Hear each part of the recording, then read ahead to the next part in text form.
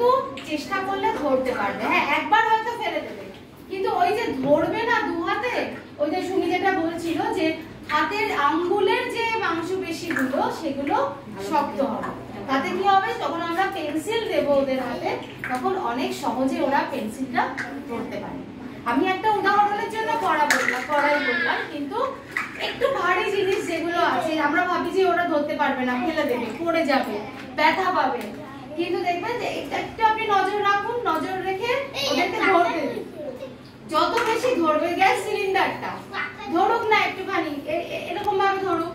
এই যে পুরোটার গায়ে হাত গোলা, কিরকম লাগছে, হাতটা প্লেন, গাটা সহজে চলে যাচ্ছে, কিন্তু মাটিতে যখন হাত বসছে তখন মাটিটা কি মনে হচ্ছে, খড়খড়ে মনে হচ্ছে। এই যে পার্থক্যটাও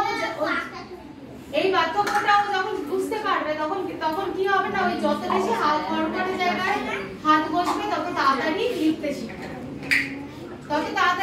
শিখবে, আমরা ভাবি কি হাতে চাল উঠে যাবে, কিন্তু কি বলুন তো, ওরা অনেক তাড়াতাড়ি লিখতে শিখবে।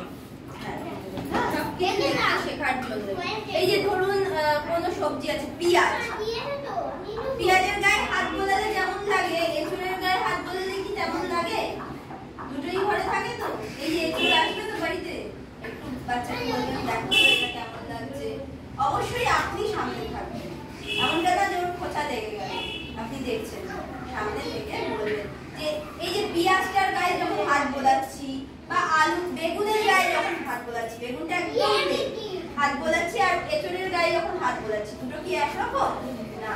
এটা প্লেন, ওরা প্লেন কথাটা বলে, আমরা মসৃণ বলি, মসৃণটা ওদের জন্য অনেক কঠিন হয়ে যায়, প্লেন, আর এটা খসখসে, খড়খড়ে।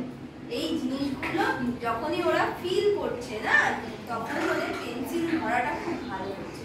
পেন্সিল ধরা যখন ভালো হবে, হাতের লেখা এমনি কষ্ট করে আর বলতে হবে না, সুন্দর হাতের লেখা পড়ার সময় যখন আশেপাশের জিনিসগুলোই বইতে পাচ্ছে, আশেপাশের গাছগাছালিগুলোই বইতে দেখছে, তখন আর আলাদা করে বলতে হয় না যে এই গাছের নামগুলো মনে রাখ, এই গাছের পাতা এইটা, এই গাছের ফল এইটা।